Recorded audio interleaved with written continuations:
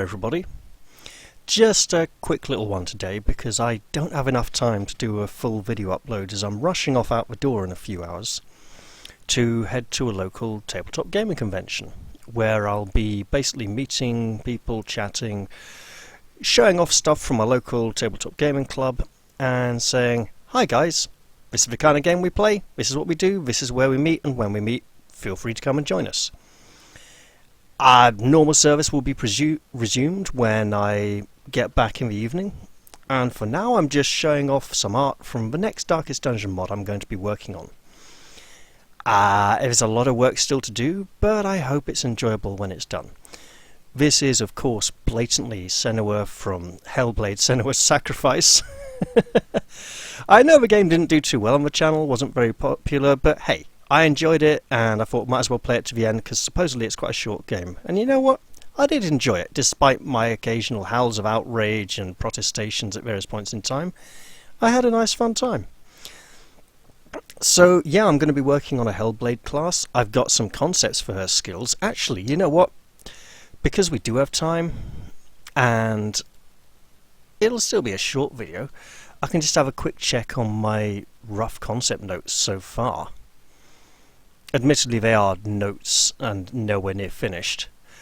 So I'm thinking I need to get in another attack with the sword because it's mostly focused around other stuff. So we'd have a light attack with the sword, a light kind of quick slice, which would be maybe kind of high accuracy, low damage. Might boost up some other skills. We'd have a heavy attack with the sword. We'd have the push, shove, shoulder barge, knee to the nuts kind of move she sometimes does. Some kind of focus skill. I have an idea for a focus skill. Maybe a riposte skill. Maybe. I'd like to do a skill where she talks to the severed head that she carries around with her to calm herself down. But this would add horror to all her party members. And then another skill where she has a panic attack and totally stresses herself out. And takes all of the horror from the other party members and transfers it to herself. The overall aim or goal of the class is to have this sort of feeling that she's on a constant death spiral of gaining more and more stress and veering towards affliction and heart attacks, but also that she will ride that wave of madness into oblivion itself. I might be able to sort out some effects where having higher levels of stress will actually cause her skills to have increased effect. And if not, then I'll just have to work out something else. I might even have her be so miserable that she actually removes virtue from other fellow heroes sometimes. That would be freaky. But yeah, the overall kind of goal and feel I'm going for here is what would it be like if you had the madman in your party, right? What would it be like? Kind of different, right? So a little bit of that. Overall, out of my numerous skill concepts, only a few of them use the sword, so it would be nice to maybe get one or two more weapon attacks in there, as she is a weapon wielding class and supposedly a warrior, because if most of her skills don't use the weapon, it will be a little bit weird, you know? So that's one of the reasons why a riposte skill seems to make sense. Also, she does have a parry and riposte, but it's kind of weird. It wouldn't translate over exactly. So, oh yes, so for the focus skill I had this idea, right? Where at skill levels 1 to 2 it could only be used once per battle. At skill levels 3 to 4 it could be used twice a battle, and at skill level 5 you could use it 3 times in a fight, because the Triskel on the back of the mirror has the freeform pattern on it, and it charges up by filling up the little spirals.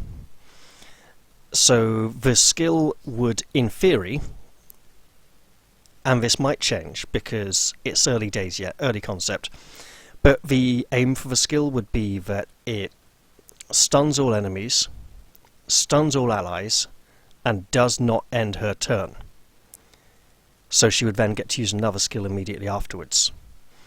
And she might also get to remove stealth from all of them, because it's kind of simulating the way that in Hellblade, when Senua uses her focus skill in combat, she kind of puts the fight into slow motion, so she's seeing everything slower and can react to it faster, except she isn't in slow motion and gets to fight at normal speed.